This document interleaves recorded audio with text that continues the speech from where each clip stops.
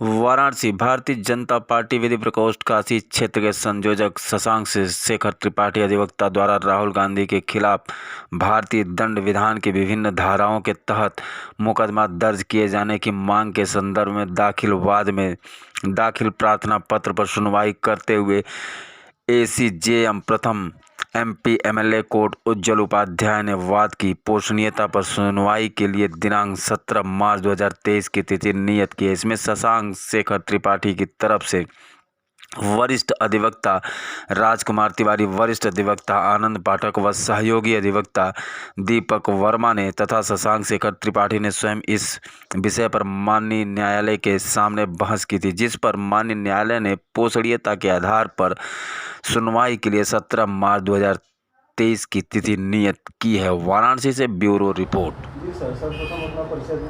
नमस्कार, मेरा नाम शशांक शेखर त्रिपाठी है। मैं अधिवक्ता हूं और भारतीय जनता पार्टी विधि प्रकोष्ठ का काशी क्षेत्र का संयोजक हूं। आज आपने जो प्रार्थना पत्र प्रस्तुत किया उसके संदर्भ में क्या कहना चाहते हैं? राहुल गांधी जी विगत दिनों ब्रिटेन गए हुए थे। वहां पर उन्होंने 3-4 कार्यक्रम अटेंड किए। इसमें प्रथम कार्यक्रम उनका था कैम्ब्रिज जज बिजनेस स्कूल में, जो कैम्ब्रिज यूनिवर्सिटी से संबद्ध एक छोटा सा विद्यालय है। उसमें 30, 35, 40 लोगों के बीच में राहुल गांधी ने भारत के लोकतंत्र, भारत के संविधान, भारत की सभी संवैधानिक संस्थाओं के खिलाफ बयान दिया। और उन्होंने यह कहा कि जैसे देखिए, उन्होंने कहा भारत में लोकतंत्र खतरे में है।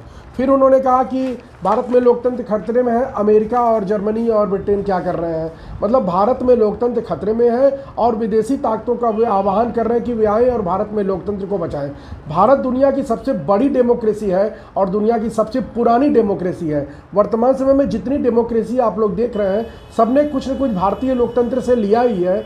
और उन्होंने फिर कहा अपने उद्बोधन में, अपने बयान में कि माननीय प्रधानमंत्री जी सिखों को और मुसलमानों को दोयम दर्जे का नागरिक समझते हैं, इसलिए वे भारत की मुख्य धारा से सिखों को और मुसलमानों को बाहर करके भारत की गणराज्य के खिलाफ युद्ध करने के लिए ललकार रहे हैं और उनको एक षड्यंत्र के तहत उनको अपने एक षड्यंत्र में शामिल करने का प्रयास कर रहे हैं। फिर उन्होंने कहा कि लोकतंत्र खतरे में है। फिर उन्होंने सबसे बड़ी बात कही, जो राष्ट्रीय स्वयंसेवक संघ धार्मिक, सांस्कृतिक और एक वैचारिक संगठन है, भारत माता की जय और वसुधैव कुटुंबकम के सिद्धांत पर काम करने वाला संगठन है, उसकी तुलना उन्होंने मुस्लिम ब्रदरहुड नामक आतंकवादी संगठन से की। और मैं राहुल गांधी से कहना चाहता हूं कि यदि वास्तव में आरएसएस 1% भी मुस्लिम ब्रदरहुड की परिकल्पना पर काम करता तो संभवतः आप ब्रिटेन से वापस भारत नहीं आ पाते। तो हम लोगों ने इन सारे विषयों को लेकर के राहुल गांधी जी के खिलाफ यहाँ एमपी एमएलए कोर्ट में मुकदमा दाखिल किया है। वरिष्ठ अधिवक्ता राजकुमार तिवारी, आनंद पाठक जी और दीपक वर्मा सहयोगी हैं, ये हमारे इन लोगों ने मुकदमे में बहस किया है। माननीय न्यायालय में ये आर्डर के लिए सुरक्षित है। अब माननीय न्यायालय का जो आर्डर होगा उस पर आगे कार्रवाई हम लोग करेंगे। धन्यवाद।